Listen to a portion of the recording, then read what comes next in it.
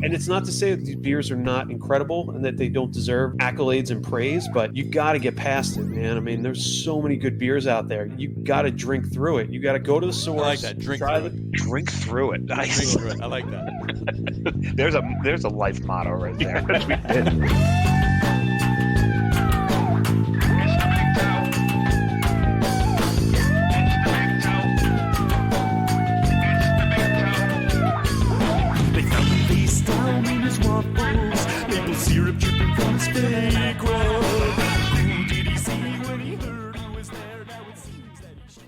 All right, everybody, welcome out to the Log Room Guys Craft Beer Show. It is Tuesday, January the 4th, 2022. Jersey Johnny coming at you. With me, as always, is none other than Mr. Beer Samurai. Say hello, Mr. Samurai. Mouthful. Got my mouthful, but You got your wait. No, hold on. Let me get something straight. It's the beginning of the show, and you got your mouth full. No, that doesn't happen. You never eat. The first show of 2022, and you're eating already. Look at that. Eating already. I got some spaghetti con gamberi. Spaghetti what? Spaghetti. Right. With gamberi. Oh, there you go. Now, iaglio. I got you. So why are you eating spaghetti today? Because it's National Spaghetti Day. Happy National Spaghetti Day. There you go. And it's spaghetti. When would you know? I know. This is true. You can eat spaghetti whenever. Actually, it's not National Spaghetti Day. I was told this is technically linguine, though. It is. Well, are you eating? Like, you didn't have to say that. I mean, actually, it looks like spaghetti. It doesn't look like linguine. Okay, so spaghetti. Very thin linguine if it's linguine. So, anyway. So, it is National Spaghetti Day. What other day is it? That's a trivia question for you. What other day is today? January 4th, every year. National Trivia Day. It's National Trivia Day. There you go. Thank you. All right, there you go. You got that one right. There you go. All right, so that must mean we're going to be asking some trivial bullshit on the show today. Mm-hmm. Not like we ever do that any other time. But and at home, feel free to play along. Yeah, feel free to play along. If you want to ask us any trivia questions, please do. Try and stump us. Tonight. That'll be pretty easy. It might be pretty easy, but we'll see. Give it a try. John's not feeling well, and I'm drinking some higher gravity beers. There you go. So he's making up for it. There you go. I'm gonna kick it off. I'm gonna kick it off with this one. This is an easy one. All right. Okay. And seeing as the Giants have taken the biggest dump on a season that they have in some time now, the last negative 10 passing yards against negative 10 Bears. passing yards. That is a record, folks. Yes. The Giants set a record for least passing yards in a game, minus 10. That's a game. So record-setting season. Record-setting season, absolutely. So anyway, my trivia question is this: who was the first Super Bowl MVP to say, "I'm going to Disney World"? First Super Bowl MVP to Disney World. Who was the very first Super Bowl MVP to say, "I'm going to Disney World"? Well, we know it wasn't Joe Marino. Joe Marino? Dan Marino. Dan Marino. I've got the guest name stuck in my head. Well, actually, this is true, right? Well, the quarterback that beat Dan Marino was named Joe. So yeah, it was that too. I'm going to go with, I don't know. Let's go all the way back. I'm going to say Joe Theismann. Nope. Joe Namath? Wrong Joe? Wasn't Joe Namath either. No, because Disney World wasn't a thing when Joe Namath won the. That's right. That was a long time ago, wasn't it? Yeah, it was. Hit it with you were close with Joe Theismann. Closer with Joe Theismann. Same division. Same division. Yeah, there you go. No, I'm not going to guess anymore. Come on. Let's not Really? Yeah. It's not a long walk for either of us. It's not a lot of walk. It's not a long walk for you. For me. Yeah. Yeah, because your favorite tight end of all time received a pass from him in this particular Super Bowl. Who is that? I can't give you his name more than that. Come on. Who was I don't even know who the MVP was at the first Super Bowl the Giants won. Want me to give you his number? Yeah, give me the number. 11. Seriously, Sims? Phil Sims, yes. Phil Sims was the first Super Bowl MVP. You could have given me 20,000 guesses. I would have never gotten. I don't even remember that Phil Sims won the freaking Phil Sims was the MVP of Super Bowl 21, yes, and he was the very first Super Bowl MVP to say, "I'm going to Disney World."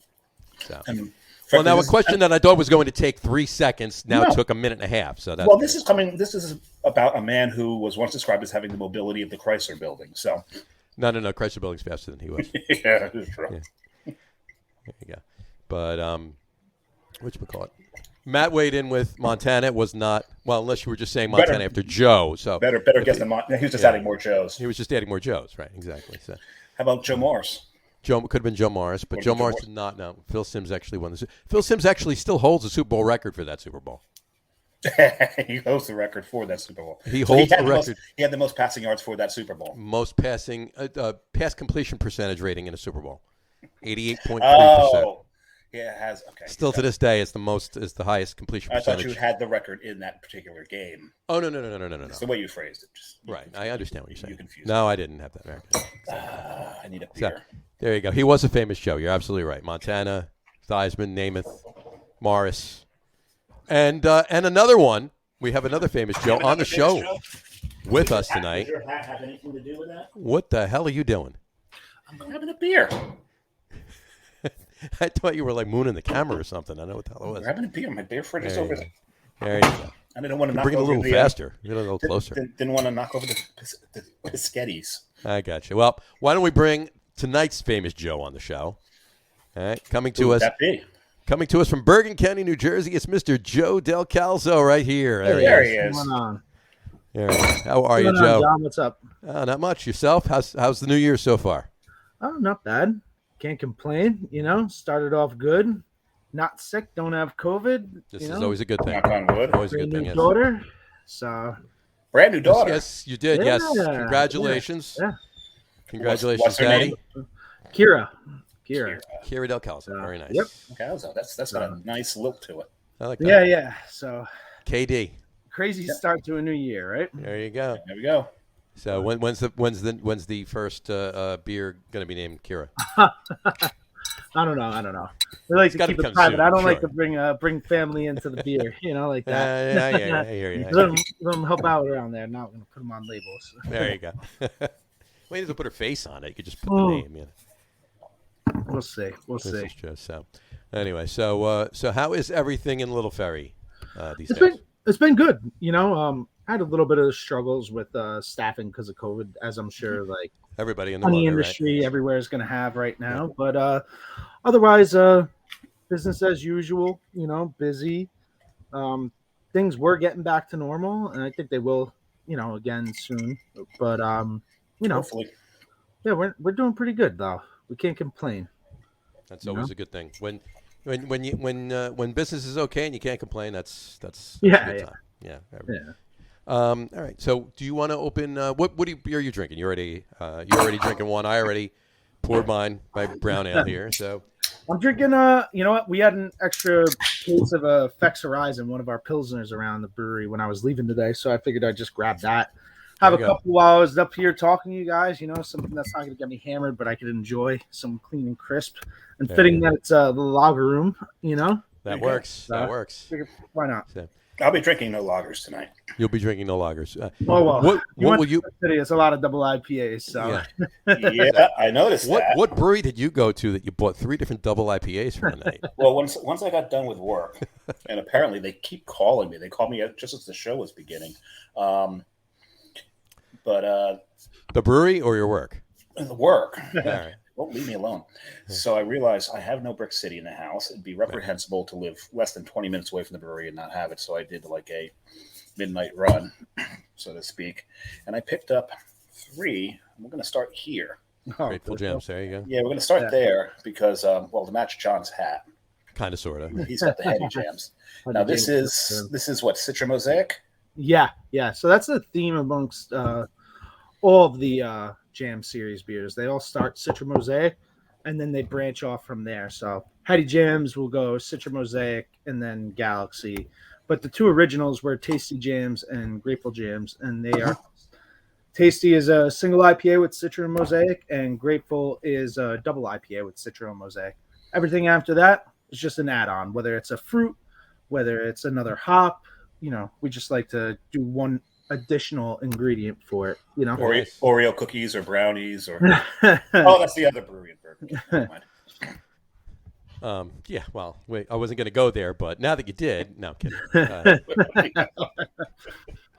Anyway, Matt Potensky just wants to say, congrats, Joe. Make a KD beer, he said. What's up, Matt? Hey. We gotta see him soon. Is he in the country or is he out photographing with? He is in the country as far as I'm aware right now. From NPR News, What the hell is that? Someone's got their phone still hooked up to the TV, the Bluetooth the speaker Bluetooth. in the room. Yeah, I was like, this wasn't here. I was like, anyway. Yeah, so apparently she's not watching the show. She's going on NPR.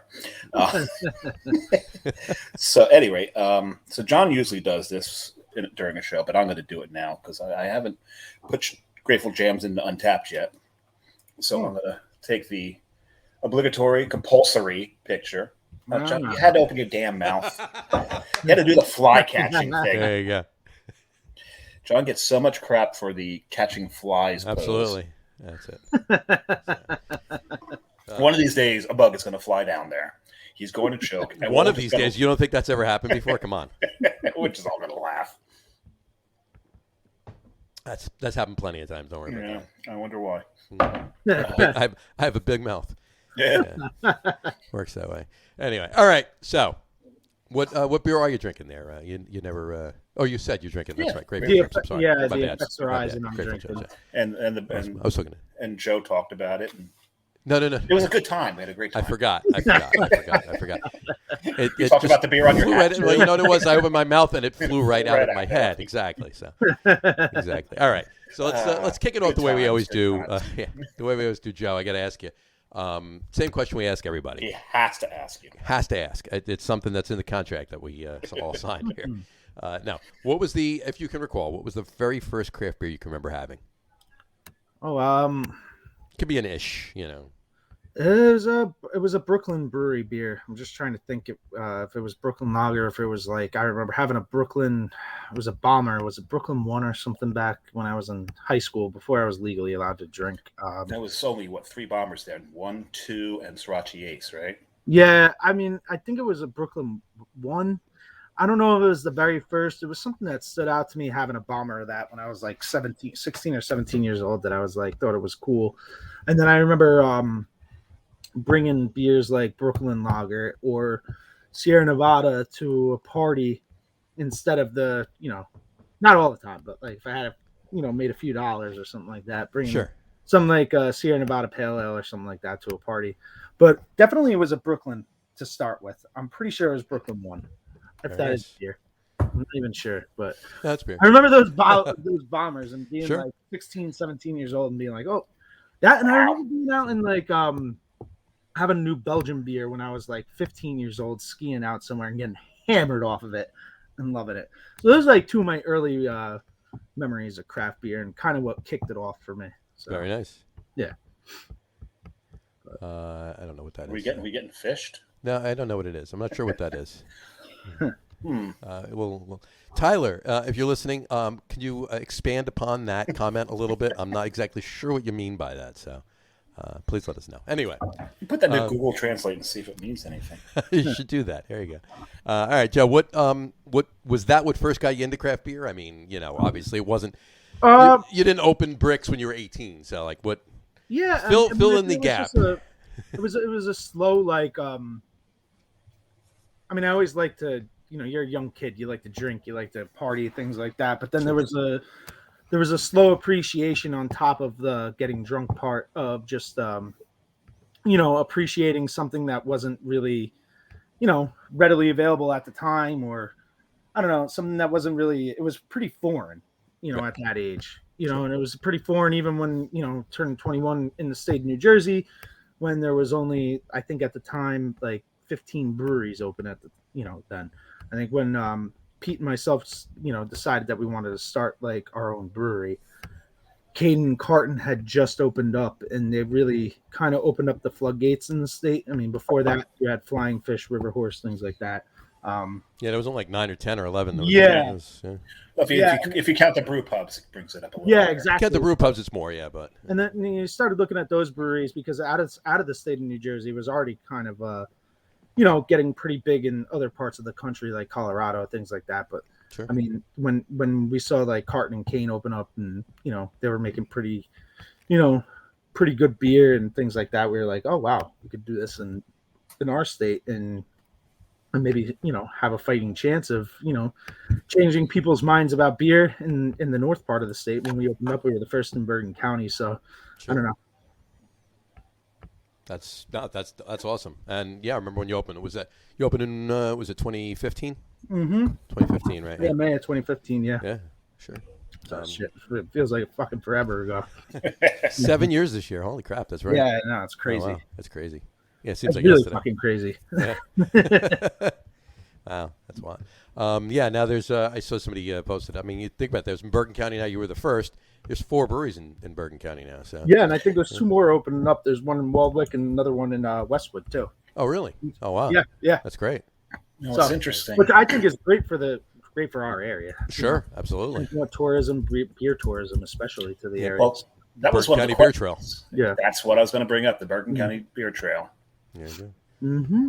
It's What always about it? Do you want to talk about that a little bit? Sure. I mean, I know I saw that we're on it, and so are the other 3 breweries. Sure.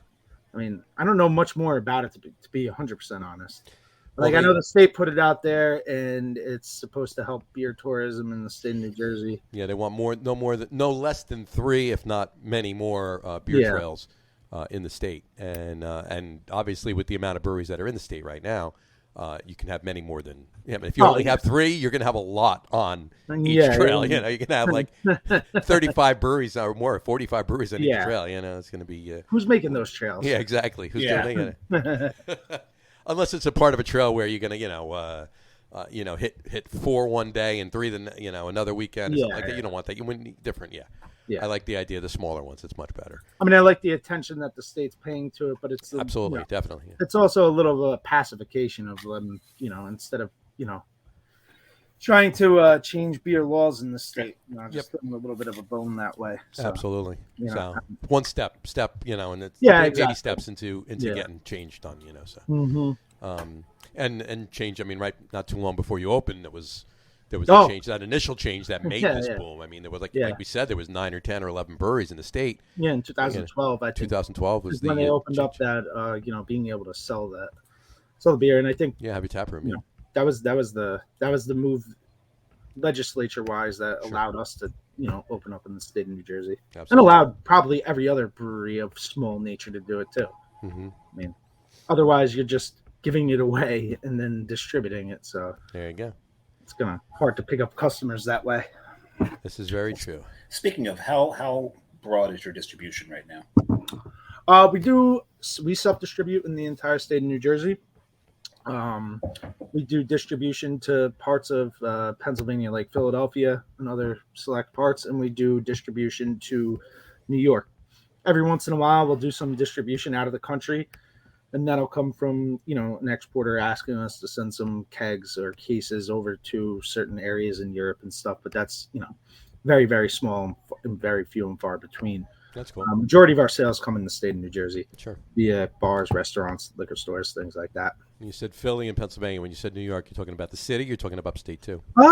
It's pretty much all over New York now at this point. Really? We started off in just the 5 boroughs, but we allowed the distributor that we deal with to kind of just put it out there. I think we're doing a decent amount in like Buffalo and Rochester, which is weird. Very nice. Yeah. Wow. Very nice. But we have, we don't send too much. We're sending like, if we send like 20 sixtels, something like that a month, or, a couple of like maybe 20, 30 cases like that, spread it out. We're not trying to mass distribute the beer, just like, spread it out. Gotcha. Get it to some of the good bars, get some of the good liquor stores and restaurants, Sure. especially in the, tri-state area where, there's bars. I mean, John, you've been to the brewery. I mean, we're closer to Manhattan than we are to 95% of the bars that we distribute to ourselves. Absolutely. Yeah. You know what I mean? So just things like that. Sure. Up in New York, you're working with Remarkable.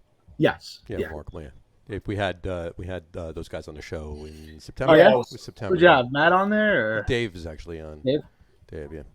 Nice. We had I was on the Beer Finder, and I saw the Remarkable Liquids was the distributor for up in New York. Mm-hmm. It's funny though. You might want to check your beer finder because I couldn't on it. The only thing that was showing was the brewery. What do you mean? So when I pulled up the beer finder on the website, and you get to the map. Whose website? Brix City's. Oh, his website. Okay. Yeah. And you mean in New York? You're saying? No, not New York. Just the map itself had just the brewery on it. Really? So I don't know. Maybe I'm in the wrong. I kind of want to check. I kind of want to check it now and make sure that. Yeah, let's all check it, shall we? Let's take a look at Matt, it. Right? you check it too. Yeah, Wanna have make sure Matt check that it. There you go. It's something that we always. Let's all open a window and check it out. Yes. So we're all going to go there. Beer locator. That's what it is. The beer There locator. Yeah. A beer locator map, and I look down.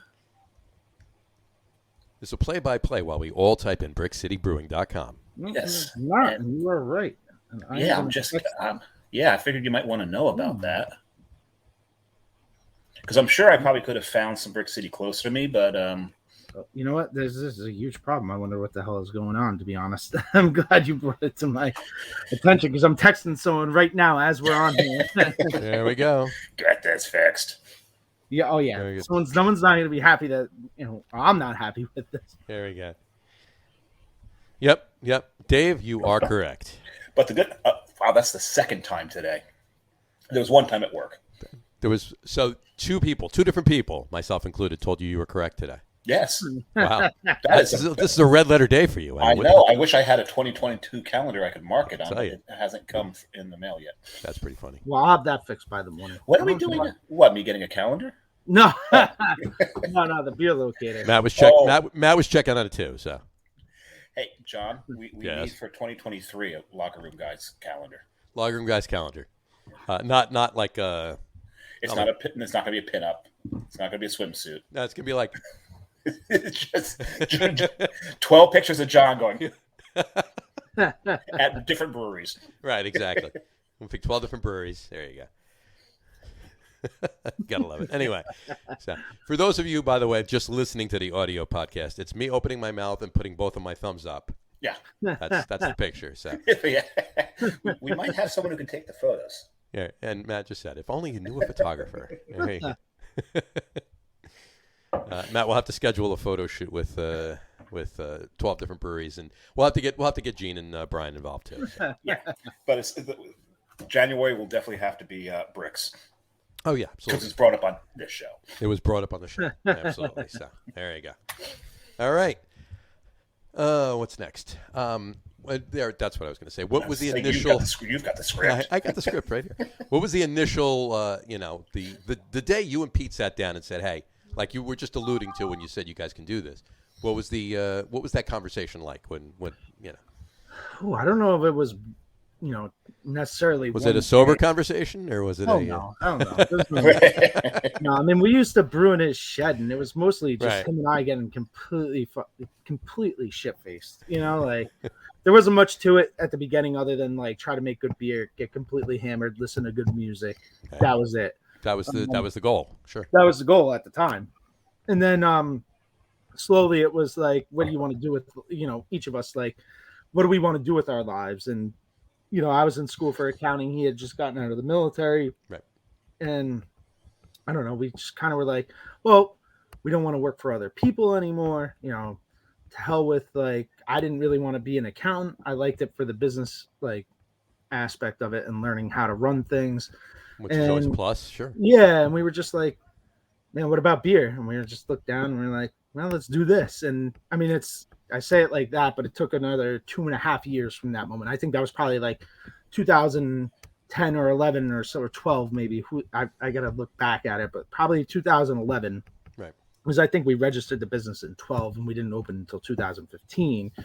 But, it was during that time frame that we kind of developed what we wanted to be and took it a little more serious. We were still drinking a lot while we were brewing, but we were being a little bit more methodical about it and, kind of developing recipes that we wanted to make into beers that could become flagships, that could become, staples around the brewery when we did open, and just honing our skills as brewers. And at the same time, as businessmen, we were researching every brewery that we could go to. We were going everywhere, which is fun work, going to different breweries all around the country. Absolutely. That's great. That's Seeing great what research, they please. did, yeah. Awesome research. And then also he interned at Chelsea and, kind of just built it up that way. And by the time we felt comfortable, we put a business plan together, went to family and friends, put up money ourselves. And we basically built the first iteration of Brix City Brewing by ourselves with our hands. And, then from there we expanded. So You laid the bricks with your own hands. yeah, Metaphorically speaking. for metaphorically speaking, The yeah. CKS, not the X. Right. But what you call it? That's awesome. That's awesome. And that first This goes down way too easy. Oh, that grateful? Oh my God.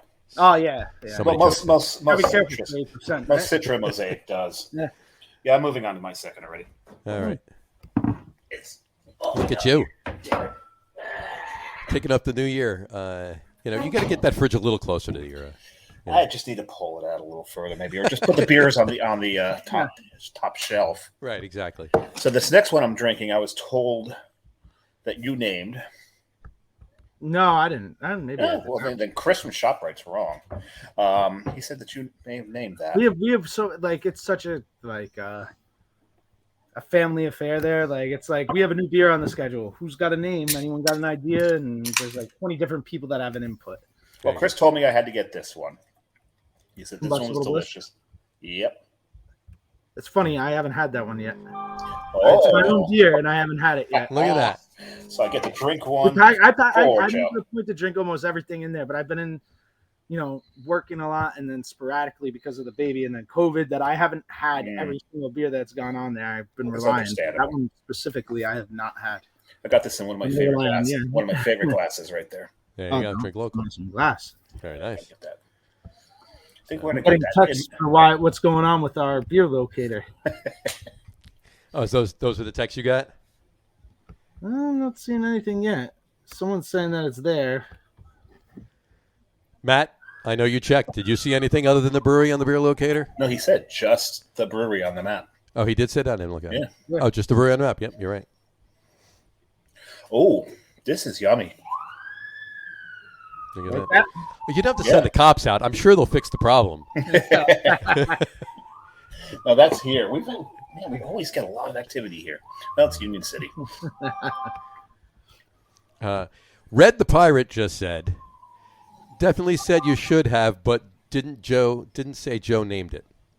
That must be Chris. That's Chris. There you go. Maybe it was Definitely said you should have, but didn't say Joe named it. There you Maybe it go. was Jamila who said that. Maybe he Jamila named said it. Someone said it. There you go. I didn't make it up. Oh, are you guys looking on your phones or? I looked online. I was on. It was on the computer. Is it on the phone? Oh, you know what? There's a little thing on the top end of the of that calendar. This is Yeah. stupid. I gotta change this. It's got an arrow on it Okay. on that locator, and if you click it, for some reason it just says Brix City Taproom, but you could click liquor stores, bars, and restaurants on it. I don't know. So it defaults to. I don't know why it would default to tap just room. that. I don't know if you see what I'm talking. I'm checking it out right now. There you go. Yeah, on Beer the phone. locator.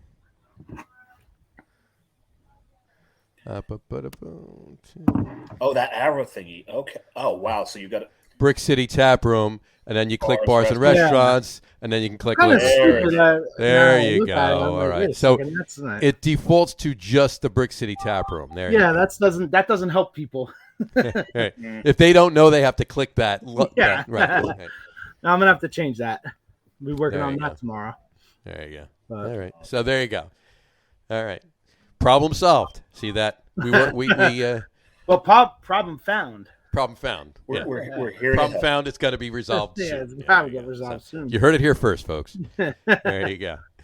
Awesome. All right. So when you first started, you I had just don't know how to get back to the map now. just in general or the Brick City map? No, the Brick City map. I've clicked liquor stores. Mm-hmm. You got to minimize what you clicked it to open that up. Click it again. Okay, so I click the arrow again. Okay, there we go. There you go. See, It'll be changed by tomorrow. I already got the text. Wow, that's a lot. that's a lot of places. Yeah. There's a lot of places. And now I'm looking. I could have walked to this one.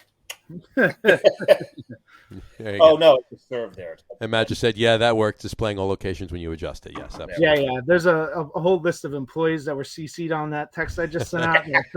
They're all hating me right Make now. it go back to where you see everything and not just Brix City Tap Just Room. not just the tap room area. So, all right. So when you first opened, you had a 5-barrel system, right?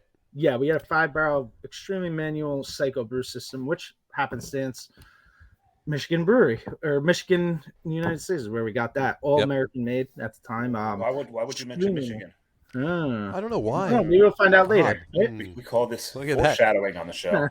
Joe foreshadowing. Love it. That's great. Love it when the guest is the foreshadowing. It's usually John and I pop that crap in there all the time. It's gonna be great. No, so back then we did all the brewing and it was extremely manual system. 5 barrels, as you said, John. We started out with I think 3 5-barrel fermenters, 2 10-barrel fermenters, and a 10-barrel bright tank. And me and Pete packaged, brewed, and did all the sales, distribution, and tasting room at that time for the first year by ourselves, pretty much. By yourselves. Mm-hmm. Not 100. No. That would be misrepresenting all the people that helped us during it. We didn't have any employees at the time. There's a lot of people that helped us. There's a lot of volunteers, a lot of people a lot of helping out. volunteers, a lot of people that became employees, and then a lot of family that helped us, especially behind the bar. Sure. So. And you guys, opening up all the way up here in the upper right-hand corner of Jersey, you guys took off pretty damn quickly.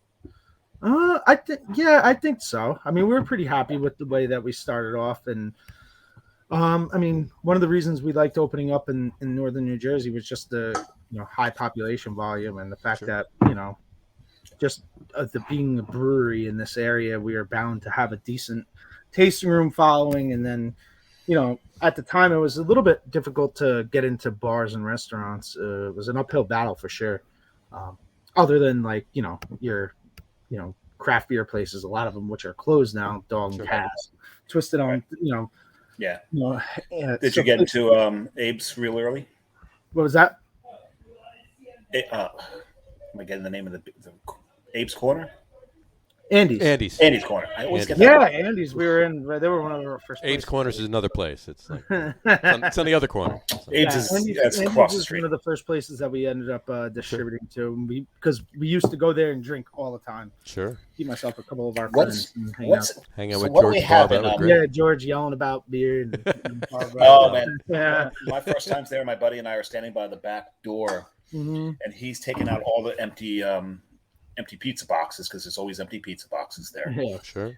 And he's like, because we were in his way at first, so he kind of like growls at us, and John's laughing because he knows.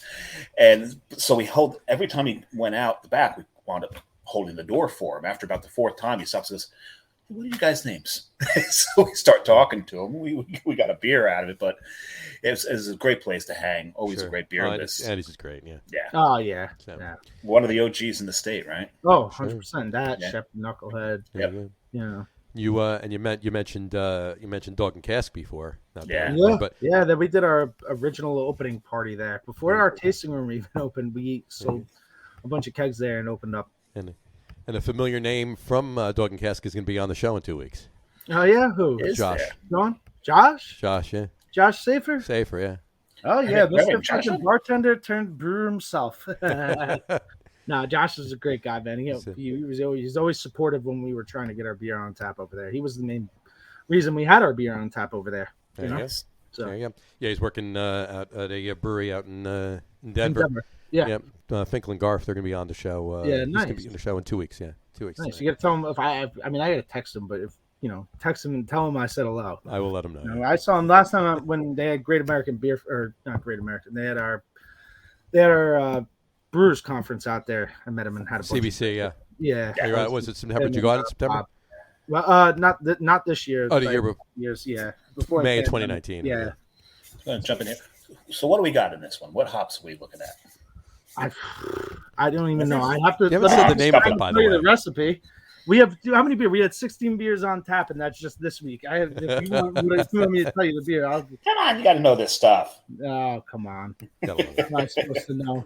You pulled a one-off ad on me. I'm telling you right now. It's right on the side here. Look at that. Talus, Nelson, and Mosaic. Oh, I did have that beer actually on draft the other day.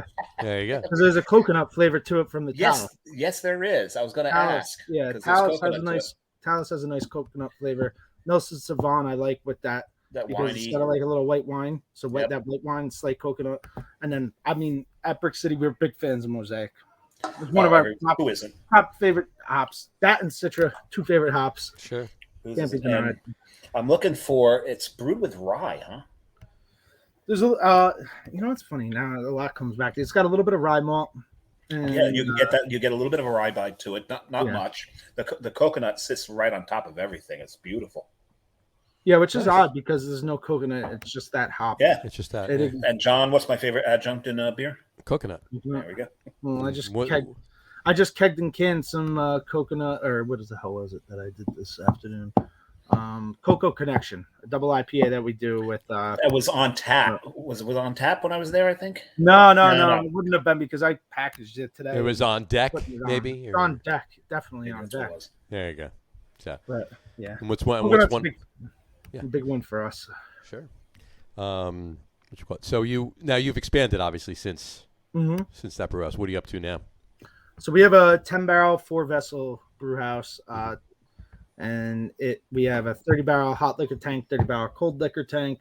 We replaced all those 5-barrel tanks with 30s and 20s. We still have 3 10-barrel tanks, but we have a lot of production capacity now. And You certainly had the space for it in that area. I mean, you definitely were. From the get go, you had plenty of space to expand into. Yeah. We grew into it, and we had planned that from the get go. Sure. And it's nice now, but I think we've kind of maxed out that space. We have another warehouse that we just use for storage, cold storage, and dry storage. Just material, like the amount of raw materials gets a little crazy. But Sure. So we have another 3,000 square feet of just warehouse space in Hackensack, and then Not too far away. No, about a half a mile away from the brewery. Beautiful. So it's Nice. not bad. And then who knows what's next? Yeah. Well, And any of the newbies that start, you send them to walking to the warehouse to bring back some bags of Yeah. grain. Not walking. We definitely have walk them over driving to the back warehouse and and forth. carry back 5 bags of grain each. Yeah, we definitely have them driving back and forth. I gotta hit them a little harder. You There got you your teeth somehow, Exactly. But, So, all right. What? Talk about some of the beer. Talk about your flagships for those that don't know. So we have 4 flagships, 2 of which stick out to me as like the main hitters, which is Seprik, which is our flagship single IPA, Citra, Mosaic, Motueka. We've been running it 6.5%. We're trying to dominate the northern market with it. We think it's a great drinkable, crushable New England style IPA. Then I got Gloria, which low key, because you think about Brix City, I don't think you think about a Belgian style blonde ale. Right. At least most people don't. But if you come to the tasting room, Matt you do, might. because that's our number 1 selling draft beer at the tasting room. Is it really? Really? Yeah. That's And we have- interesting. yeah, and we have plans for it this year. We have plans to package it for the first time in cans, and we're trying to do some 12-ounce 6-pack cans of that beer, and we're looking to do some cool and fun with that Not just beer. as I do. Yeah, Matt knows. And then Porter Authority is that's Porter and Gloria are 2 of the only beers that have not had any changes since the day we opened 7 years ago. And Recipe style, of your flagships, Porter Authority. yeah, Porter Authority. I mean, we spin off some variants on it now. I think right now we have Chocolate Authority, we've had peanut butter, we have coconut. So we always have one of them on. But like Porter Authority by itself is one of our favorite beers personally. Between myself and Pete, I could speak for him on that. Gotcha. And then the last one is just another double IPA. Again, it's a Citra and Mosaic double That's IPA. the name of the beer, right? Yeah, just another. It was kind of That's just another double a IPA. joke, like, it's just another double IPA because we brew so many of them. Right. But Yeah, that's the name of the that's beer. our just another- flagship stuff. And then we roll out new beers pretty consistently. A couple new beers a month, or rotate in a couple beers that we've done that we've liked in the past. So try to keep the tap list refreshing. We also run in some lagers and some other Belgian style ales and some British style ales. Well, we love lagers, that's for sure. And Yeah. Red the Pirate just wanted to mention best consistent porter in New Jersey. There you go. I know. Well, like I said, a lot of people other than people that come to the tasting room probably don't know about anything other than Brix City making like jams beers or double IPAs or fruited double IPAs. But we're very heavily involved in the lagers, Belgian style ales, porters, stouts, things like that. So that's awesome. That's awesome. What do you have coming up on the like you just mentioned, the on deck? What's coming out soon? What's so I in got cans, in the tanks, in the what's coming out? Already brewed stuff.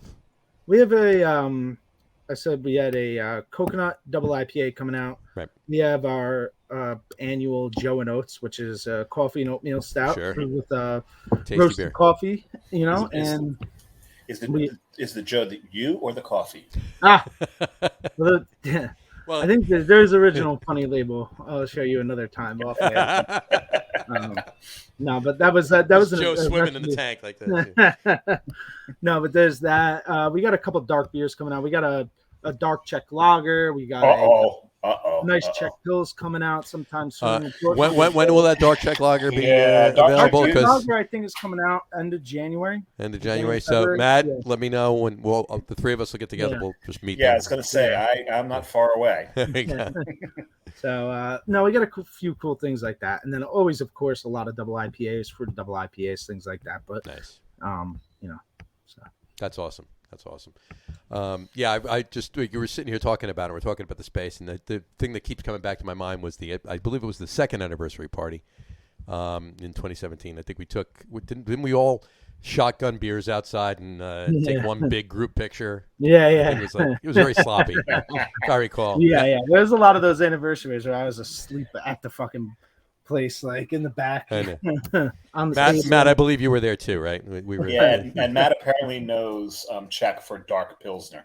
Oh yes, dark beer. Tmave pivo. Yeah. Tmave pivo. There you go.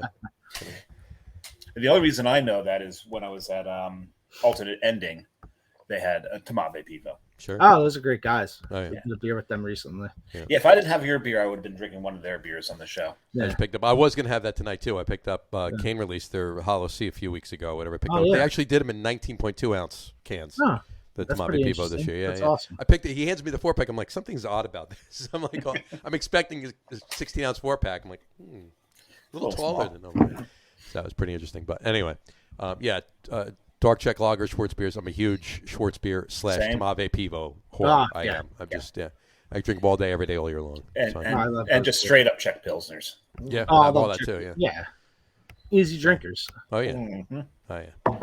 And you get yourself a slow pour tap. Get the nice pillowy. We got a nice side pour on. You got a side pour?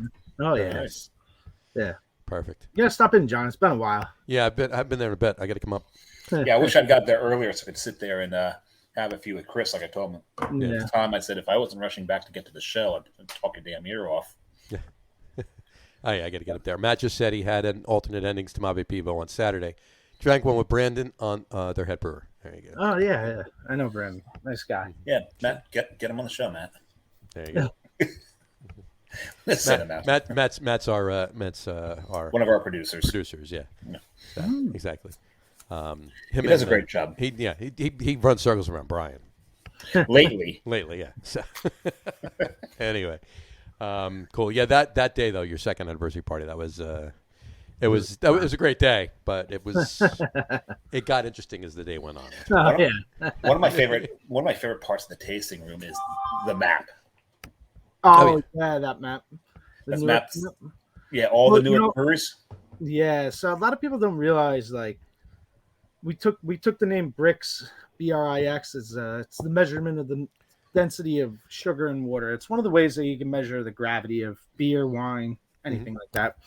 But also because Brix City is typically Newark's nickname, and a lot of people don't realize that Newark, early 19th century, late 19th century, especially pre-Prohibition, one of the biggest brewing meccas in the United States. And there was like 50 breweries operating in Newark, and just in Newark. Yeah, I thought there was even more than that. I thought there was more than that. You know, just at that time before, and we had such a lively brewing culture in the state of New Jersey. Sure, absolutely. just completely almost went away after Prohibition. So it was kind of a homage to, the brewing Sure. culture that used to be, Right. Well, there's that urban legend as well that Sierra Nevada's Chico Stout was taken from New Jersey. Oh, yeah? I didn't Well, know the that. yeast. The The yeast. Chico yeast. Yeah, That's yeah. a stout? What the hell? Yeah, probably Ballantine was the It was Ballantines Ballantines yeast. yeast. yeah. And I don't know if it's an urban legend. If it's truth, we're from Jersey, so fuck it, it's truth. Yeah. Well, we were known for our IPAs back then. Yes, Ballantine IPA apparently was one of the Yeah. best in the country at the time. Hard water. Oh yeah. Hard people. Exactly. Yeah. So, you got any events coming up? Silk City, our annual big Talk about it. yes. Go for it. Talk about Yes. That's coming up early March this year. Usually we do it sometime between the last weekend in February or the first or second weekend in March. I know we haven't picked a solid date, but I know it's either March 5th or the following Saturday. So it's going to be one of those 2 Saturdays, early March, one of the first 2 weekends. We got 4 variants. I'm not going to say what they are right now, just because we're kind of like working through it. Four Sure. variants of what? Of the stout. Every year we take this bourbon barrel aged stout. It's a 10.5% stout. We put it into A. Smith bourbon barrels, and we condition it for 6 to 7 months in there, and then we rack it in as itself, and then we take some of the barrels and we condition them on adjuncts, and we do a big release party down at the brewery. So that's what's coming up in February for that. Coconut. Maybe we've done it before.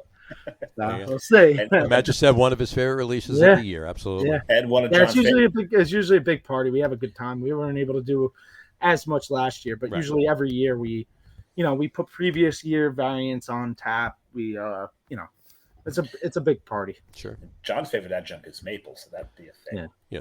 Yes. One of my favorite adjuncts is maple. Very, very true. Very true. All right. Do you what do you think about that segue? What do you think about that foreshadowing we were talking about before? Oh, What about it? What about it? I mean, Matt, we were talking about before. I mean, Joe said that something about he got his original equipment from Michigan. Michigan. What could that have to do? What is germane about Michigan? What is there's nothing German about Michigan. Germane. Oh, Germain. Okay. Not the Okay. Jackson 5. Not the Jackson. Not it's Germain. Well, they are from Detroit, so there you go. Right. Close enough. there you Right? go. Anyway, It's in there. well, why don't we talk about our top Not 3 Detroit. lists? Actually, not Detroit. They're from actually technically Indiana, right? Are they from Indiana? Oh, maybe you're right. Yeah. Yeah, it's I'm thinking. what's the I'm thinking the whole Motown thing in Detroit and everything else. Yeah, no. They're from Indiana, just south of Chicago. Right. This is true. You're right. Yeah. Anyway. Yeah, You know, like we Gary? haven't done any trivia. Yeah, Gary, Indiana. Gary, Indiana. That's right. Speaking of, there's some trivia right there. We haven't done any trivia on the show. I know you have one. I have a couple. Why don't you do yours, guy? Southernmost American brewery. Southernmost American brewery. Kona. No. I figured that would be more south than Yeah. Florida. You know? Yeah, thing contiguous. We're saying continental. Oh, contiguous. Continental U.S. Gotta be something in Texas, right? Key West Brewing? Oh, There's one in Guam. I'm not sure that Guam. Guam? That's a U.S. territory, so. It I is have a no US territory. idea, by the way. I can't even make it. I have no idea. I got to put my glasses on to read what I wrote There's down. one in Guam. There you go, Matt. Thank you very much. There's one in Key West, All right. and it's called First Flight. First Flight. So southernmost point in the U.S. There you go. There you There you go. go. There you What's go. the northernmost of the contiguous? Of the contiguous, the northernmost. And this one is a brewery that we probably actually heard of. Atlantic Brewing? Nope. Oh, it's in Bar Harbor, I figure. I took a shot with Maine. It's actually, I think there's one further north in Maine than that, but it's not in Maine. What is it, in Washington. It is in Washington. All right. Elysian? Nope. Nah, Seattle. Yeah, Seattle's not too far from, the northernmost. No, it's not because it's very close to Vancouver. Right. Right. So this one's in Blaine, Washington, Okay. which is not going to help you. Not at all. Yeah. may have heard of this brewery, Atwood Brewing. Oh Atwood. yeah. Yes, I have. Yep. Mm-hmm. There you go. Northernmost brewery in the U.S. Northernmost. Very nice. Very nice. What do you got, John? I know you got a few set Oh, aside. jeez. Well, mine were going to come with enveloped in our top threes. So Okay, then we'll wait to the top threes for yours. there you go. I can run through my other two. Because Go for it. Yeah. The other two really are in honor of two people that were taken by 2021 right towards the end. Okay. So we'll go with the easier one because it was probably the most beloved of the two. Okay. Of course, who did we lose at 99 years? Betty White. Betty White. Also, Rosen Island on the Golden Girls. Sure. What was her hometown? Oh, geez. Rosen Islands. Rosen Islands. It was Wisconsin, right? Mm-hmm. It was in Wisconsin. Wisconsin. Sheesh. Yeah. I know it was. I can't think of it. That's the easy one. Give me the first letter. Begins with an S. It's 2 words. Saint something? Yes, it is Saint something. I took a shot. Well, I get the first half. Joe, you get the other half. I have no idea. Saint. Oh, no, I know it. I know it. Saint. Is it an A? Does it start with an A? No, but it does start with a vowel. It doesn't start with a vowel. It does start with a vowel. It does start with a vowel. Matt said St. Paul. Yeah, wrong one. St. Olaf. St. Olaf. There you go. I would have never Right. guessed. Yeah, no. Give me a couple more minutes, I might have gotten it. But yeah, St. Olaf. These John has a possibly a better shot of getting because it's the other person that most millennials probably only know the last name due to EA Sports, and that would be John Madden. Yeah. Mm-hmm. Right. So John Madden was taken as well. This is the 3-parter. Mm-hmm. John Madden was actually on the roster of a football team. Granted, it was just a practice roster. Right. What team was that? Not the team he coached, right? Not the team he coached. It was it a California team? Nope. Yeah, it wasn't. What's the one team? No, the one team that John hates is the boys. What's the one team I hate? The one team you hate? Yeah, there's only one that I hate. Mostly due to their fans. Oh, that would be the Eagles. That would be the Eagles. Really? He was he was in the practice squad for the Eagles. Where was he born? Not sure. Philadelphia? Nope. Austin, Texas. Minnesota. Austin, Minnesota. There you go. And what was his first coaching job? It was a college. I couldn't tell you. Yeah, this is. You went really deep. I didn't. Yeah, really hard. Yeah. Allen Hancock College in Santa Clara, California. Yeah, Matt said Minnesota really quick, but yeah. He did get Minnesota. Yeah, he got Minnesota. He is from Minnesota. There you go. So that's shooting my wad for the trivia that I had written. There you down go. for the show. I got one for you based on that. Okay. All right. Unless you already looked it up when you were looking up all of these things. When he was Matt just said the Aztecs. That was actually his second school, San Diego State. There you go. Yeah, very good, Matt. Very good. Whatchamacallit? How old was he when Al Davis hired him as the head coach of the Raiders? Oh, jeez. Wasn't all that old. I'll go with 33. 32 years old. Close. Oh, wow. 32 years old. John Madden was 32 years old when he got hired. Yeah. So, and there you go. The voice of football. I'm sorry. Him and Pat Summerall were the two. If you got, and somebody said that, a few people said that actually. If you got, if you got John Madden and Pat Summerall calling your game that week, you were doing something right on your team. Yep. So there you go. That's for sure. All right. So why don't we do the top threes when we get to top I'm threes? going to do the top threes. And speaking of three, I'm pulling out my third beer. He's pulling out his third beer. Oh, my Here you God. go, This one's actually on the top shelf. folks. And it was a little easier, so I didn't get to see his ass this time. So that's a beautiful plus. That is There you go. awful. That is an awful thing to see. I know. This one was told. Jamila told me I needed to drink this one. Oh, green screen. Yeah. Yeah, green screen. Green screen. There you go. Good. So I'm actually going to pour this into my. We got Thor on one side of the glass. We got Iron Man on the other side. I should probably drink out of the other one that's got the Hulk. Yeah, It's you green drink green screen out of not, and you have a Hulk glass and not drink out Yeah, of it. we got Hulk and There Captain you go. America on the other There side you go. here. So there you go. There's America's ass. Thank you for sharing. Did you not? You saw the movie, right? Yes. There's America's ass. Man, this pours pale straw hazy, doesn't it? Pale straw hazy. Yeah. Look at that. It doesn't pour green? No, but I kind of Liz poured it a little bit, maybe a lot bit. There you go. Why don't you tell Joe what Liz pour is? Oh, so I lived in Rhode Island for a year. Actually, Shades On's in Rhode Island. They do German lagers for the most part there. They jumped into the grave of Proclamation when Proclamation moved and expanded. Okay. So, like them a lot. But at any rate, and what's really cool about their name, the way it's spelled, and I asked him, I said, well, what does Shades On mean? What's the meaning behind it? And the guy just looked at me and went, it's just putting your shades on. I'm like, damn you. That's pretty funny. So Liz pour. Oh, so Liz pour. So, oh, yum. The foam's yummy. Liz from Rhode Island. Right, that's what her Facebook is. Oddly enough, is Liz he's talking about is actually Greg Taylor's cousin. Oh shit! Yeah. Yes. He just ironically met her when he moved up there. So. Yeah, and I brought up some of the Jersey breweries, and I said them about the Source. She goes, "Oh, I go to the Source all the time." I'm like, "What do you go to the Source?"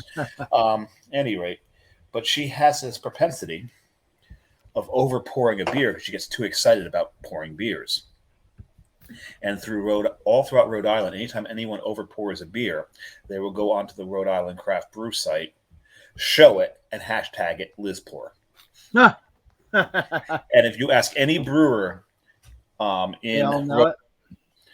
Liz Pour, they'll know what you're talking about. Right. They just know. That's just something that they do. So, anyway.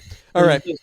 So this one, he just Liz poured it. Yeah, so. That wasn't that bad of a Liz pour. I mean, a Liz pour is normally about more than half the glass. Yeah, it's about at least 2/3. Double dry hopped with Neo 1 and Sabro, so we should get more coconut. That Neo 1 is actually, it's supposed to be, they changed the name to Tonatiuh recently. Tonatiuh. Yeah, there's all trademarks and crap like that. I guess I didn't tell my graphic designer. I was to say, now I know why you called it Neo 1. I know, it does make a lot of sense, especially you released it right when New Matrix came out. This is Neo 1. This is why we've got these graphics on there. That's pretty cool. And you couldn't really call it Matrix, so I see why you went with green screen. I really like this beer typically, though. I like that hop. The Neo 1? Yeah. All right, was it Tonatiuh? Yeah, they changed it to Tonatiuh. So I'm getting the coconut, but I'm also getting a little pineapple in here. Yeah. Strong pineapple from the Tonatiuh. really well balanced, not very bitter. No, not at all. This is like a pina colada, hazy. Yeah. That is very nice. That's quite yummy. I'll have to get some very yummy. Yeah, nice. Thank you, Jamila. There you go. I'm working on it. All right. So our top threes tonight. Oh yeah, we're doing them. We're trying to segue into the We're top trying to three. segue. And as usual, I've derailed everything. See, if you've noticed on the show, John, the derailing samurai is his new name. So John has a script. His job is to keep us on track. My job is to derail the goddamn show as much as possible. Exactly. So. And I'll tell you one thing: most of the sound bites at the beginning of the shows, that's coming from the derailments. From the derailments, absolutely. Every single one of them are from derailments. Absolutely. In fact, the intro we used 2 weeks ago was him actually saying, "I've derailed this really bad today." So, anyway, it's my job description. Absolutely, if it's in there. So anyway, tonight our top three list tonight is, and this is obviously being foreshadowed by Joe earlier with the Michigan equipment that they first used to brew, would be top three favorite Michigan breweries. We do, on occasion, our top three favorite breweries from a particular state. I think this is the 8th state we've done. Yeah, maybe. I think so. We've done a bunch of them. We're caveating this one, right? Yeah, we're caveating this one. Top three favorite Michigan breweries, not named founders. Now, founders... So. We talked about founders before the show, John and I did. Mm-hmm. And you've heard John and I talk about the Dippa Gang before. It's a Facebook group about beer it's a chat group, a messenger chat group, message group. It's and it's just a bunch of dipshits talking about beer or fish or flooding your neighbor or anything that comes to mind. Anything, yeah. Really. Yeah. But at one point, and this was like years ago, we were talking about favorite brewery by the beer catalog top to bottom. And there's a lot thrown out there at the time. And I finally just said Founders. Because back in the day, I mean, you get back there, no one had a better catalog from top to bottom. They just couldn't release a bad beer. And so it was just pretty much. Yeah, John agreed, and we're like, okay, well, we can't all take Founders. I mean, if you threw that in there, the three of us would wind up each of us taking Founders. Yeah. So that's why we've caveated that. Okay, when you think of Michigan, you think of beer. Founders is the first thing to come to mind. So we're excluding that from the top three to give other breweries a shot at this. Sure. And we always let the guests go first. Yes, please go first. All right. So on my top three in no particular order. But tell us the reason that you have some of these on here. You said your cousin's out in Michigan? Yeah. Well, so a cousin of mine, about a decade older, who does Matt not know where Firestone Walker is? Why is he saying? So I don't know. I have a cousin that lived out there. Him and I have bonded over brewing over the last, Oh, I know what he's saying. Never mind. Go ahead. I knew what he meant by that. I know what he means now. Yeah. So put up when we're done. So I've talked to him recently over some breweries that he's been going to, and I've had a lot of the beers. Plus, I've been a few breweries out at events and stuff like that. Sure. So here I go. I got one that everyone's going to know, and two that maybe some people around here aren't too familiar with, but I know are very, very, very good breweries. So obviously, Bell's, Two Hearted Ale, one of my favorite beers. Can't leave them off it. Holmes Brewing. Oh, and Expedition Stout too is a yummy. Oh yeah. Oh, God, yeah. But then there's Holmes Brewing out there in Michigan. HOMES or HOLMES? HOMES. And I met those guys at an event down in Nashville, and I've had some of their beers there, and I've had some of their beers elsewhere. Great brewery. And then there's Transient Ales, which I've never met them, never been there, but like I said, my cousins brought me back beers. I've had their stouts, and I've had some of their New England IPAs, and I thought they've been amazing. So those are my three right there. There you go. Nice. Very nice. Cool. Samurai? Mine are in no particular order, but you were talking about amazing stouts, and when I think about amazing stouts from Michigan, that's not KBS, CBS, or whatever. I'm thinking Dark Horse. Their stout series. Some of the interesting things they've done with stouts just puts them on the list, regardless of anything else for me.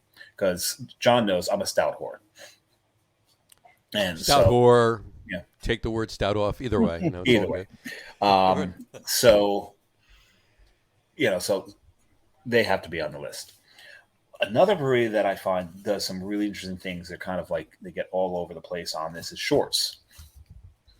I love what Shorts does. They take a lot of risks with their beers. Do they have some where I've drank and went, ooh, what the hell did they do? Yeah, of course. But when they hit it, when they hit their mark, they can put out some really good stuff. Absolutely. Great. Yeah. Definitely. Love them. And the other one, and what I love about these guys is Coonhen. It's not just beer, right? They do ciders, they do meads, they go all across the board. Their sours. I just love Coonhen. Love Coonhen. I need to get to Coonhen one of these days. I've only had Coonhen at bottle shares. Really? Yeah. Interesting. So do need to get out there one day. Gotcha. All right. I'll give you mine in no particular order. And we talked about it before that you said we all had different. I just realized that Joe and I do have one that is. Oh, you do have one that is the same. One is the same. Yeah. So, and my no particular order for mine, Bell's. I couldn't go with Founders. Obviously, Bell's has to be in there. And like you said, Two Hearted Ale is just that's an obvious one. Joe, and then Dave, you said Kalamazoo Stout. No, I said Expedition. Expedition Stout. Kalamazoo Stout's not bad either. Yeah. Kalamazoo is awesome as well. Yeah, and there's some in it that they make. I mean, whatchamacallit? What's the oh crap, the stout around Christmas, a black crap, not black crap. No, not black crap. I'll think of it. I'll come back to it. But ooh. It's a not Black Knight, Black Noir, Black. I'll think of it. But it's phenomenal. It's a barrel aged stout. But yeah, just phenomenal. That's aged Expedition, isn't it? I believe it is. Yeah, and whatchamacallit, yeah, and been to the brewery in Kalamazoo, and it's amazing space, and it's just it's unbelievable. Crazy. I mean, as is Founders in Grand Rapids, don't get me wrong, but we're keeping them out, obviously, but doesn't Founders have a place in Kalamazoo?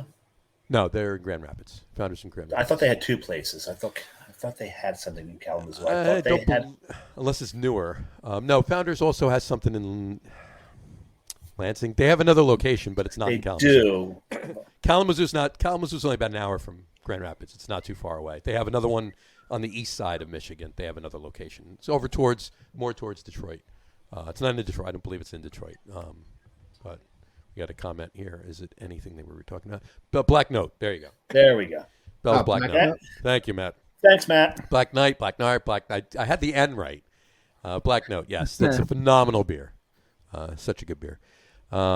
Anyway, so yeah, they're Founders is one more east of Lansing, maybe somewhere over that way, but not in Kalamazoo. It's a short ride from Grand Rapids. But yeah, the Bell's Brewery in Kalamazoo is crazy. Also on my list, New Holland. Love New Holland. Dragon's Milk. Dragon's Milk, yeah. We just talked about it last week. We were talking about our favorite beers above 14%, and I brought up the triple barrel Dragon's Milk. Yeah.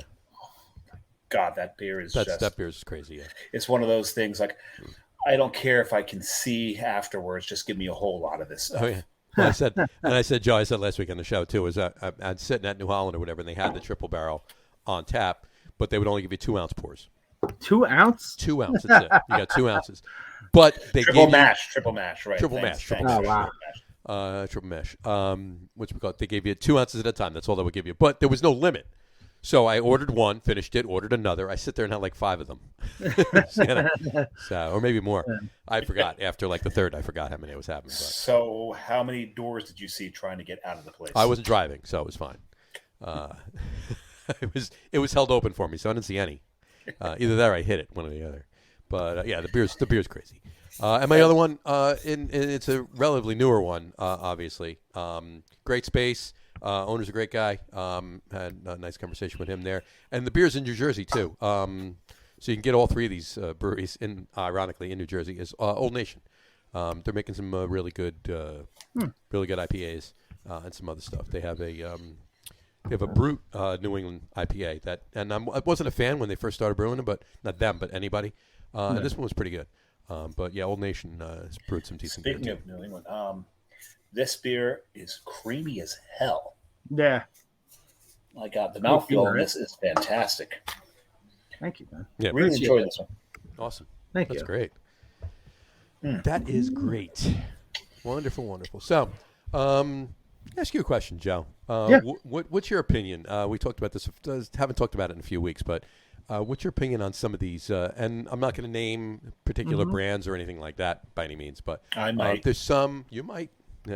No, it's not naming names. People in the know will know, but some brands are coming into Jersey now, and other states, not just New Jersey. And their shelf tags are $35 a 4-pack. Yeah, what's your? And their cans tend to explode. I'm not talking about the explode. I mean, listen. I mean, the breweries that can get away with selling it to their distributors for that price, the distributors that could sell it to the liquor stores, I mean, all the power to them. I know a lot of the breweries that do it. They're friends of mine. You know, I don't have a problem with it. I think that it's them. They're running businesses. You know what I mean? I understand. I mean, I understand what the deal is with that, and I do know some of these people as well. But I'm not necessarily talking of, what do you think particularly about that particular brewery? That's why I didn't want to mention names, because it's more than one, and it's not necessarily for any particular reason. Maybe it's because of, the specific type of beer and the money that goes into making that particular beer. So obviously, the sticker price needs to be a little higher, so to speak. But I just meant as far as pricing structure and stuff like that on, because you can walk in and find beer coming in. Granted, all different beer costs obviously different amounts of money to make. It's not like every beer costs the same. There's huge differences, but you can find just for the conversation that I'm having, you can find an IPA on the shelf for a New England IPA on the shelf for $14, $15, $16 a 4-pack. You can find a New England IPA on the shelf for $24, $25, $26 a 4-pack. So now, granted, 9 times out of 10, the $26 one is better than the $14 one. Yeah. But sometimes it's not that big of a difference. I just wonder what your take was. Not you particularly, not your particular beer, nothing. Just in general as a consumer, what your take on it was. I think that I don't know. It's hard to like put a definite like terminology on any of it, but I think I would say that, if you're making a good New England style double IPA and you're putting it on liquor store shelves, typically it's going to be $18 to $22. That's minimum the average. anyway. Yeah, that's right. Yeah, of And course. The 14. When I said $14, $15, that's super low. Yeah. If it's higher than that, I don't know. I think that you're talking a lot about distributors like mishandling. I'm that's where I'm getting. That's where I'm getting. I'm not talking that it's not so much. I'm looking at the distributor because the beer that's coming in that's that much is not coming out of a brewery local that's getting self-distributed onto a shelf. It's coming from a distributor, and is that distributor goosing it up a little bit because of maybe the reputation it has? I think so. Or maybe because they're only getting like 4 cases of the damn beer in, and only every liquor store is getting half. That's my opinion. I don't know for sure, but that's what my opinion would be. I got you. That's more distributor based than it is. But it's supply and demand, right? I mean, the beer's sought after. If it's not moving, they're not going to pay for it, and if it is, they're going to keep doing it. So. That's just it too, right? This beer that's coming in that they're putting on the shelves for $35, it's gone in 2 days. Yeah. So, but and it's getting traded and sold for $45, $55. It's a commodity at this point, is what it's really boiling down to. So Matt's got a comment that I think I may want to comment on. Yeah, sure. Let's put it up. And it's a damn good point. Matt does. He does I work. don't know. He does a lot work of good at Melovino. mead out in Michigan too. Yes, there is. Actually, one of the things I was considering, but we're talking breweries, I was considering putting Bee Nectar. Bee Nectar being, one of the meadery, probably the meadery in the country that has brought mead into the consciousness of the American public. Are they the best meadery in the country? No, we know who the best meadery in the country is. Best meadery in the country, we know who it is. Yeah. That would be right here in New Jersey. Oh, yeah, Melovino. That would be Melovino. Yeah. And ironically, you ask most meaderies in the country, and they'll say it's Sergio. But. Well, the best thing is go to another state, walk into a meadery, order their mead. They start bragging about their mead, like, well, I know Sergio Melovino, and you can just see their eyes drop because they realize I'm not worthy. they know their meads. Like, all right, I can't get this over on you. Yeah, this is shit. He's had Melovino. Yeah. Crap. I mean, there's a few in the country that are kind of there, right? But let's face it, Melovino's the best. But Bee Nectar, that was probably the meadery. Is that on? Okay, yeah. I'll be back. I'll be down in a minute. All right. Bee Nectar. No. But Bee Nectar, that's the meadery that really tossed mead into the American consciousness. Was it what's the zombies one? Killer Zombies? Killer Zombie. Yeah, Killer Zombie. You're talking about Bee Nectar? Yeah. Or Zombie Killer. Zombie Killer. That's it. And Necromagicon. Yeah. Just got one other question for you, Joe, really quick. I got what are some new trends you've been seeing? I see a lot of shift towards draft drinking, towards lagers.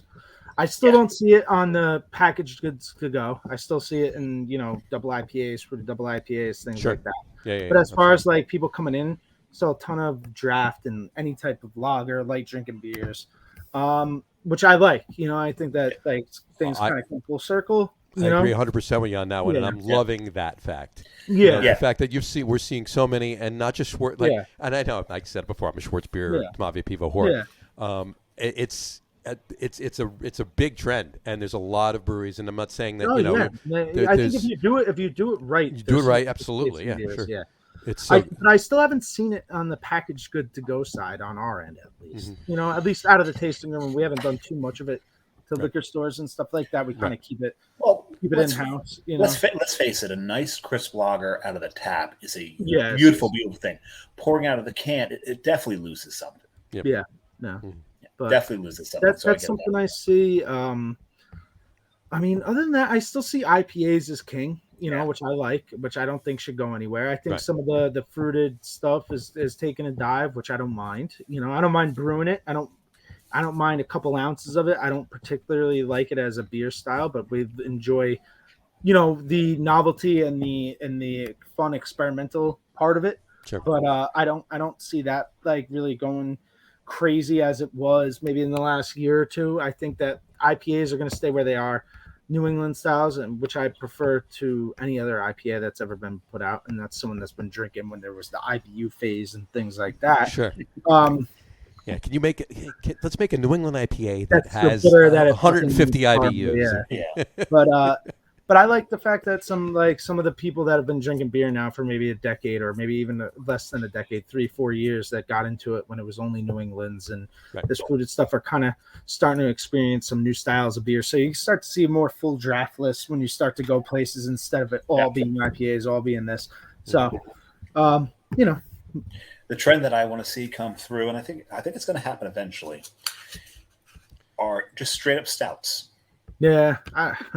Regular stouts, where eventually people will get tired of the pastries, get tired of the barrel aged. Don't get me wrong, I love my barrel aged stouts, I really do. But getting the Carton pushed back against it with unjunked at one point, and I'd love to see that trend come through where everyone's just putting out like a Yeti. Yeah, you know, let's because there's so much range within just your basic stout. Sure. No, risky as hell. I'd love to see that trend come around. Yeah. I hear you. It's all up to the drinker. It is. It's the consumer. It's all up to consumer. You said supply demand. No brewer is going to make a beer that someone doesn't want to drink. Right. There are brewers. That's not true. They're not going to be a lot. We know a few brewers who make beers that they know no one wants to drink. Yeah, but they're not the biggest. They're not the. There's not what keeping the door open. That's for sure. No, you know what I mean? Exactly. No, some do a little bit of fuckery just to appease themselves, and will brew something that they don't think anybody will drink, and then every now and then they'll get surprise, they'll hit the nail on the head and actually make something that nobody thought they'd want to drink, but they actually do like it. Yeah. But well, like you hit the nail on the head though, Joe. It's all about the consumer. It's all up to them, and I'm really liking the fact that a lot of these lagers, Czech lagers. Hold on one second. Matt just said, "Got to run." We'll definitely look to visit Brix soon. Take it easy, Joe. Later, Matt. We'll be up there. So Matt, let me know. You know I'm right here. Absolutely. But then there's that whole thing. Oh, I'll let John I was just going to say, I'm loving the fact that a lot of these lagers that are coming out, whether they be the Tamale Pivos or just Czech lagers or Czech Pilsners or Did you say Tamale Pivos? Tamave Pivo. Tamave Pivo. So Mexican Pivo? Not Tamale Pivo. No, that's a different beer completely. That's a Mexican lager with some pepper in it. A little bit of spice. Anyway. But I'm liking the fact that they're not just being made. People are actually enjoying them. And there's people that are actually going out of their way. And it's not just us, per se. It's people that are expanding their palates a little bit, Yeah. John, we haven't got another beer that we need to have someone make. Tamale Pivo. Tamale Pivo. There you go. A Czech lager with chili in it. A dark Czech lager with chilies. Tamale Pivo. There you go. Tamale Pivo. Tamale Pivo. Well, guys, I actually got to go. We're done. We are done. Shouting at me. You got it. Let me do the close, and then we'll sign off. Yeah, but I've had a great time with you guys. You got it. It's been awesome. The spiel. No, it's been great. Thank you, Joe, for coming on. We appreciate you taking the time and being on with us tonight. Let me just do the close, and then we'll sign off. Don't hang up. Don't sign off until. Don't hang up. There you go. Just stay there for 1 second. Here we go. Anyway, we'll wrap the show up on that note for today. We want to thank everybody for watching. And for those of you just listening to the audio podcast, thanks for listening. Don't forget to visit our website, www.lagerroom.com. That's LAGERROOM.com. And please remember, like us and follow us on all of our social media, Facebook, Twitter, Instagram, and, of course, our YouTube channel. All of them are at The Lager Room. Remember, we go live with the video podcast on both Facebook and YouTube every Tuesday night around 6:30. And for those of you who just want to listen to the audio podcast, you can do so on Apple Podcasts, Spotify, TuneIn, Stitcher, Google Podcasts, Amazon Music Podcasts, and iHeartRadio as well. And if you haven't done so already, please subscribe to one or more of those feeds, and you will never miss a show. Again, thanks for following along with us. Have a great rest of your week. Have a wonderful weekend. Joe, thank you so much Thanks, Joe. for coming on the Thank show. We you, really guys. appreciate it. John, And Bruce, as my shirt says, Merry New Year! Happy New Year. Take care, guys. Drink a lot, All but right, drink guys. responsibly. We'll talk to you soon. Take all care. right. Cheers, guys. Cheers.